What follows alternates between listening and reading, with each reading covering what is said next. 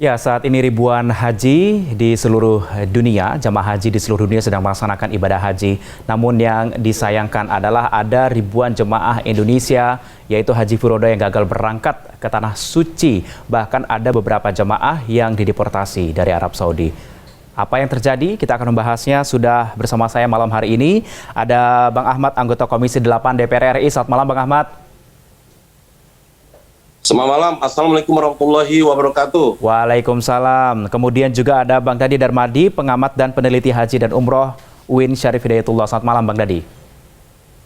Assalamualaikum, selamat malam Mas Isa. Waalaikumsalam. Baik, saya ke Bang Ahmad terlebih dahulu. Bang Ahmad, sebenarnya aturan Haji Furoda ini seperti apa sih? Dan kemudian apakah Haji Furoda ini di bawah pengawasan dari pemerintah? Dan apakah pemerintah juga ikut berkomunikasi begitu dengan Arab Saudi terkait dengan penerbitan visa Haji Furoda ini?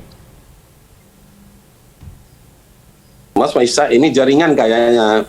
Kalau bisa tolong diulang lagi. Baik. Itu apa pertanyaan atau ya? Baik, Bang, kita pengen tahu sebenarnya aturan Haji Furoda ini seperti apa dan apakah pemerintah Indonesia ini menaungi Haji Furoda ini dan berkomunikasi juga dengan pemerintah Arab Saudi terkait dalam penerbitan visa Haji Furoda? Baik, terima kasih. Sebetulnya kalau mengacu kepada regulasi, itu sudah diatur dengan Undang-Undang Nomor 8 Tahun 2019. Di mana haji Indonesia itu terdiri tiga. Pertama, kuota haji reguler, kedua annual plus, ketiga haji furoda atau dikenal juga haji mujamalah. Nah, mengenai haji berdasarkan kuota Indonesia itu jelas diatur dengan CCF haji di bawah Kementerian Agama, terdiri dari dua komponen. Pertama haji reguler, kedua haji annual plus atau dikenal juga dengan haji plus. Nah, yang ketiga adalah haji mujamalah. Mujamalah ini haji berdasarkan undang dari pemerintah Saudi. Jadi dalam ini pemerintah menurut Kementerian Agama tidak punya kewenangan untuk mengaturnya, untuk mengurusnya, karena ini merupakan undangan daripada pemerintah Kerajaan Saudi. Namun di dalam Undang-Undang Nomor 8 Tahun 2019 itu diatur mulai dari pasal 72 sampai dengan 83 itu diatur semuanya tentang masalah haji mujamalah ini.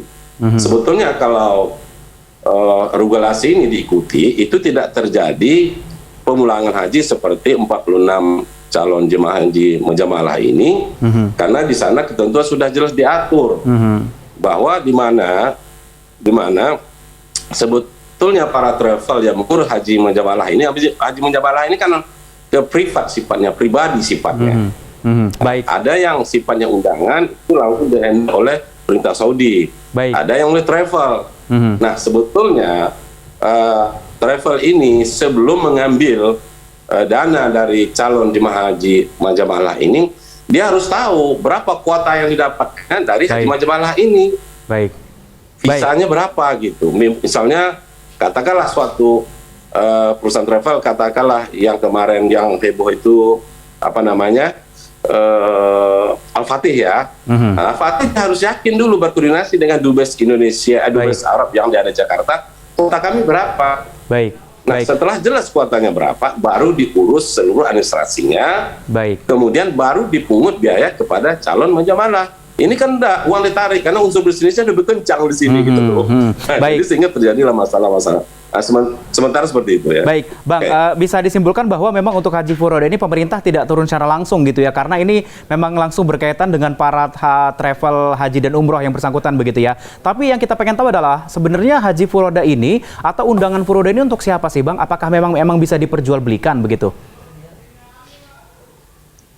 Ya, sebetulnya untuk Haji Furoda ini kewenangan Kerajaan Saudi terhadap negara-negara Muslim di dunia gitu. Jadi karena Indonesia ini mungkin Muslim terbesar di dunia, karena terbatasnya kuota haji, apalagi sekitar 2 tahun ini pandemi.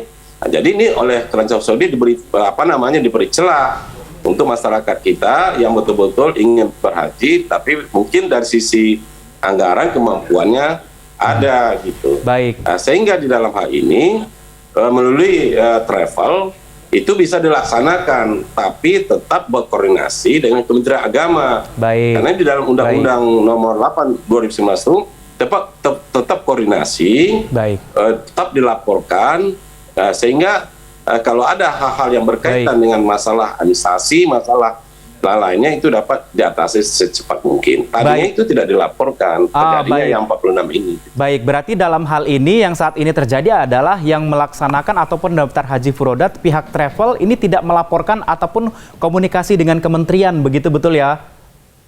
Iya, betul sekali. Sehingga dalam hal ini pemerintah juga tidak bisa membackup-nya, begitu ya Bang ya?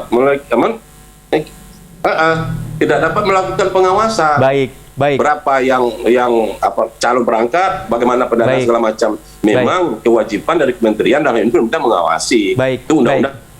Baik, saya ke Bang Dadi. Bang Dadi, ini tadi disampaikan memang kalau Anda melihatnya seperti apa terkait dengan gagalnya ribuan jamaah haji furoda ini. Tadi kita sudah jelas begitu ya, ini tidak dilaporkan nih beberapa jamaah yang mendaftar.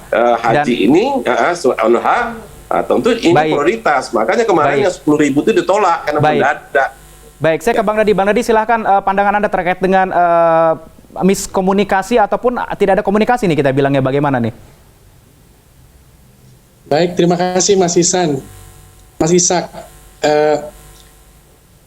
yang dijelaskan Pak Haji Ahmad tadi bagus sekali ya, bahwa haji furoda ini merupakan fenomena belakangan yang berada di luar wewenang Kementerian Agama, dalam hal ini pemerintah Indonesia, untuk mengelola secara langsung.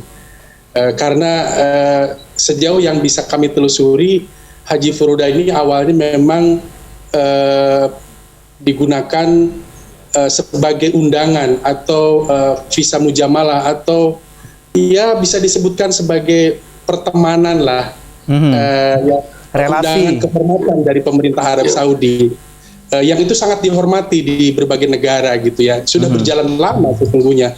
Dan bahkan awalnya fenomena undangan haji ke Arab Saudi dari kerajaan ini sebagai tamu kerajaan difasilitasi semua, diberikan kepada figur-figur penting di setiap negara muslim termasuk di Indonesia.